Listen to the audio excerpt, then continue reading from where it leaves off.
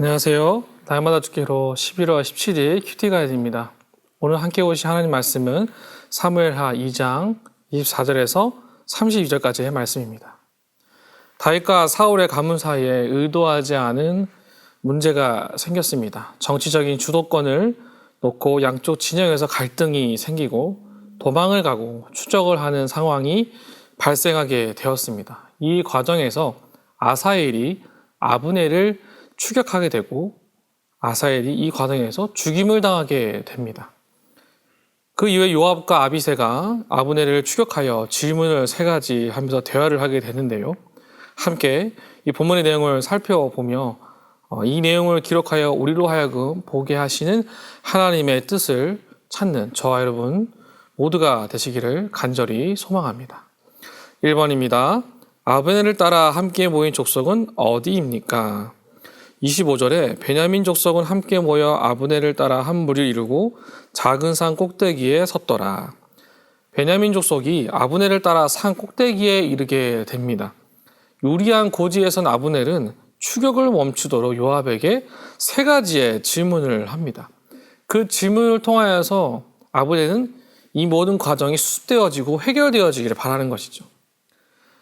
이 과정 속에서 이들이 어떤 대화를 나눴을까요? 과연 그 과정에서 어떠한 이야기들이 펼쳐지게 되었을까요? 2번입니다. 아브넬과 요압 사이의 싸움은 어떻게 마무리가 됩니까? 27절을 보시면 요압이 이르되 하나님이 살아계심을 두고 맹세하노니 내가 말하지 아니하였다면 무리가 아침에 각각 다 돌아갔을 것이요 그의 형제를 쫓지 아니하였으리라 하고 요압이 아브넬에게 기브온 못에서 도발하지 않았다면 갈등은 존재하지 않았을 것이다 라고 언급을 하고 나팔을 불어 싸움을 종료합니다. 다시는 싸우지 아니하리라 라고 했지만 이 표현은 적대감이 사라졌다라고 말하는 것이 아닙니다. 잠시 멈추었다라는 뜻의 일부분입니다. 즉 자신이 가지고 있는 의도를 숨기고 이 순간에 잠깐 모면하려고 하는 모습인 것이죠. 본질적인 갈등의 원인이 해결된 것은 절대 아니라는 것을 성경을 통해서 우리가 볼 수가 있습니다. 3번입니다. 전투에서 발생한 각 진영의 사망자는 어느 정도입니까? 30절에서 31절을 보시면 요압이 아브넬을 쫓기를 그치고 돌아와 무리를 다 모으니 다윗의 신복 중에 19명과 아사엘이 없었으나 다윗의 신복들이 베냐민과 아브넬에게 속한 자들을 쳐서 360명을 죽였더라. 상당히 많은 수의 사람들이 희생되었음을 성경이 보여줌으로써 이들의 문제가 아무런 해결이나 승리가 없고 오히려 피해와 생명이 끊어진 슬픔만 존재하였다라는 것을 성경은 우리에게 보여주고 있습니다. 즉 갈등이 가지고 있는 원인을 제대로 해석을 해서 함께 이 원인을 아름답게 원만하게 해결하지 않으면 반드시 의도하지 않았지만 생명을 앗아간 슬픔까지도 겪게 된다는 것. 갈등은 작은 것이 아니라 이것으로 인해 많은 사람들이 피해를 겪게 되고 어려움을 겪게 된다는 것을 성경이 우리에게 분명히 이야기를 하고 있습니다. 4번입니다. 전쟁 피해의 교훈은 무엇인지 묵상해 봅시다. 오늘날 이 시대에도 지역 갈등, 종교 갈등, 또 나라 간의 갈등, 이념의 갈등으로 인해 전쟁이 일어나고 한 민족이 한 민족을 피폐하게 박해하는 그런 시대를 살아가고 있습니다. 지금도 여전히 전쟁은 이루어지고 있습니다. 왜 계속해서 이와 같은 갈등과 전쟁이 발생할까요? 자신의 마음에서 나타나는 야욕과 만족을 누리지 못하기 때문입니다.